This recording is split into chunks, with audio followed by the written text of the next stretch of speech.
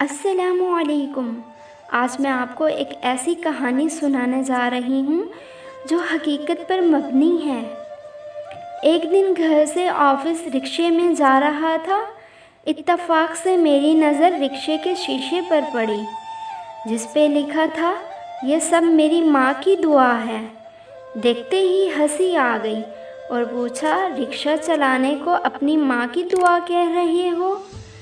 رکشے والے نے مسکراتے ہوئے جواب دیا، صاحب میرا تعلق مظفر گڑھ سے ہے۔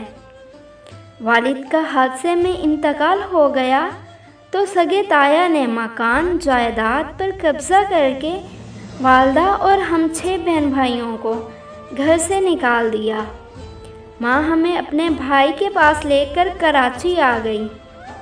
چند دن بعد بیگم کے کہنے پر ماموں نے بھی معذرت کر لی تو ساتھ والے محلے کی بیٹھک کرائے پر لے کر والدہ نے لوگوں کے گھروں میں کام کرنا اور رات گئے تک سلائی مشین پر محلے والوں کے کپڑے سینا شروع کر دیے۔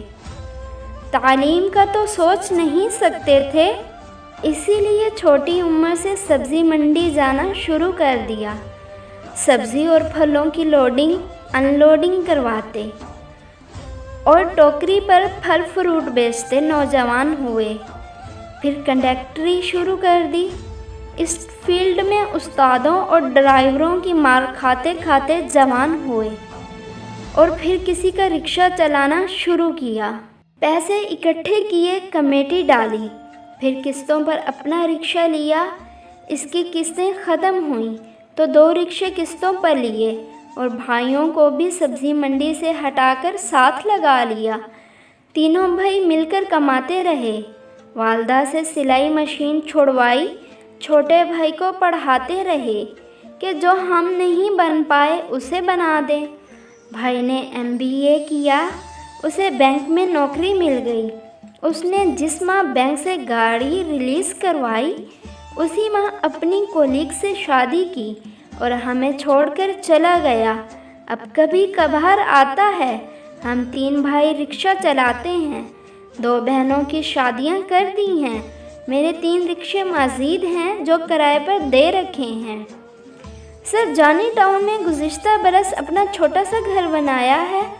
والدہ نے اپنی پسند سے میری شادی کر دی ہے۔ ہم سب اکٹھے رہتے ہیں۔ اب ہم تینوں بھائیوں نے ایک پلاٹ تاڑ رکھا ہے، اسے خرید کر اس پر ایک اور گھر بنا کر اگلے 2 سالوں تک دوسرے بھائیوں کی شادی کرنے کا سوچ رکھا ہے۔ چونکہ والدہ ساتھ رہتی ہیں اور ان کی دعائیں ساتھ ہیں تو امید ہے اگلے 2 سال میں چھوٹے بھائی کا گھر اور اس کی شادی دونوں ہو جائیں گی۔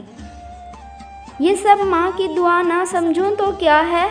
باقی کا سفر خاموشی میں کٹا اور میں سوچتا رہا کہ مجھے اپنی والدہ کی دعا کے باعث جتنا زیادہ اللہ پاک نے بنا محنت کے دیا ہے، اس سے کہیں کم کسی کو انتھک محنت کے بعد حاصل ہوا۔